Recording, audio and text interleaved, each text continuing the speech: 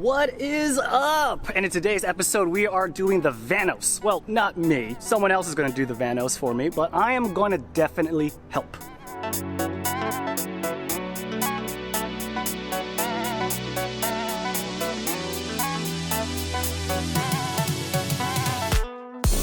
So the first thing that was done was a valve adjustment after removing the intake, shrouding, and fan. You might as well do a valve adjustment when rebuilding your Vanos since the valve cover is already off.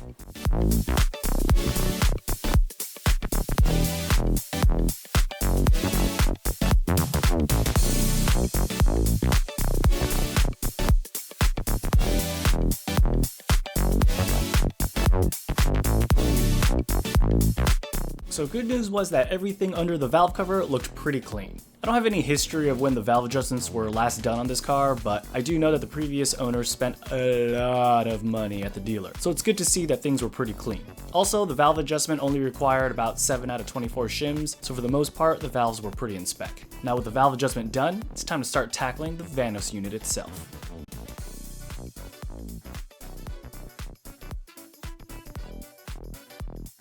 There it is, huh? There's the hub right there. Oh, looks good. Nothing is broken. Still gotta take this off, drop the chain to get to that one.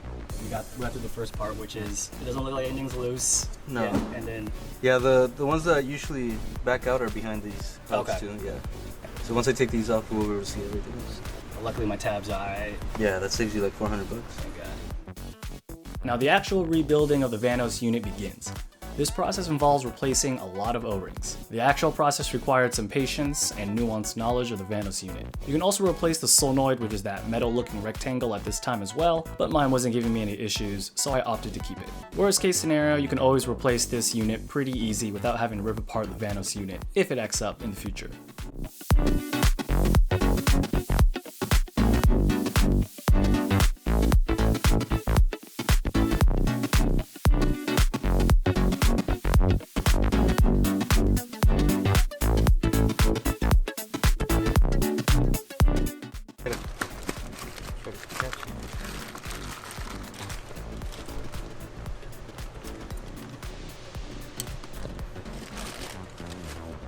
They take an OEM. No, this is a brand new one. Ooh, nice. So I got a good end of the part. Well, they started using these, but see. So look, this is the OEM one, right? Yeah. What you wanted to do is you push it in, and then you see how how it bounces. Mm-hmm. This one's good, right? So that's how you want it to be. Yeah. This one's good.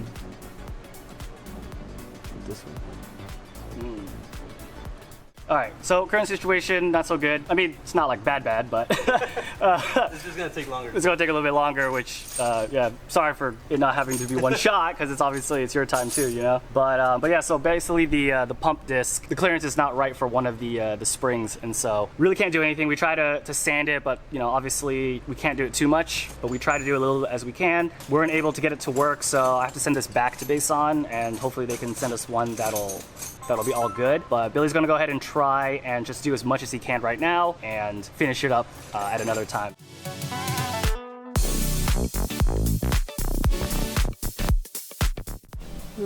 Good morning. It is 6 a.m. a few days later. The parts came in. Billy should be coming pretty soon to finish the job up.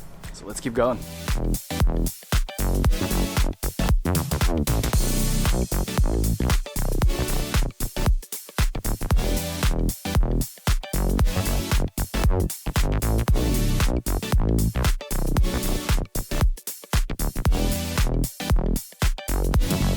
Oh, Just right there. How's the guide looking? One piece? No. 2 pieces. Damn it. So that's the bottom part that broke off. Man. That's crazy. The second part's right here. Look. That's insane how that's a thing. Yeah. How many cars have you done where like it's always 2 pieces? Like what percentage of cars do you get in? Probably about 70% of them. That's a lot, dude. Yeah. That is a lot. Well, it's not anything you can predict. And there was, I'm gonna tell you, like, there was nothing. Noises, nothing? No, nothing to indicate, no noises, no lights, no nothing. And there it is, 2 pieces. Another common problem is the exhaust hub tabs breaking off. This isn't my hub, it's an example Billy had, but luckily mine was still intact and good to reuse. The design flaw is in those two holes on the pump disc that the tabs fit in. The OEM holes are a bit oversized and cause the tabs to slap up against the sides, causing the tabs to eventually snap off. Okay, so the valve adjustment is done. The Vanos seals have been replaced.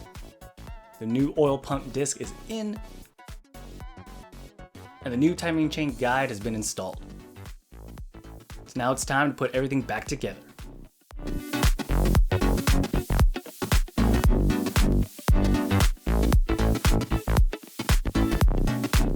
Okay, car is put back together. Let's start it up, see how it goes.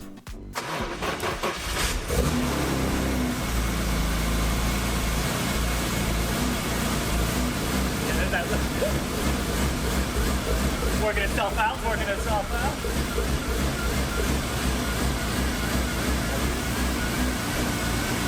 Yeah. I figured it out. Alright, now we're good. Hey, just a reminder, I'm giving away $100 worth of car parts to one of my subscribers at 5,000 and at 10,000 subs, so don't forget to be a subscriber for your chance to win.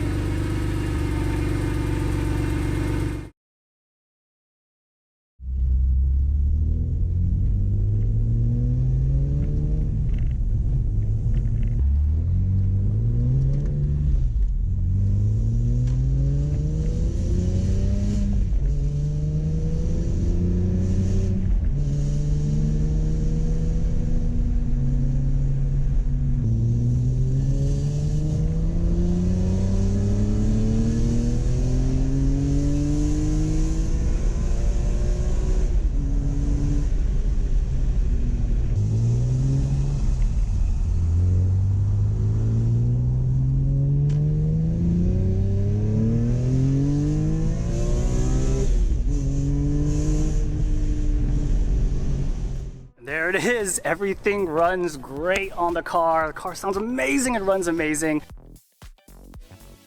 Now, with the Vanos done, let's ask ourselves that question again. Should this be something that we do by ourselves, or should we let someone else take care of it? And honestly, my answer is, it depends. The process overall didn't look overly difficult, but it's very meticulous, as with anything with timing. And the question that I asked myself is, how would I feel if I were to mess something up and have a $6,000 paperweight?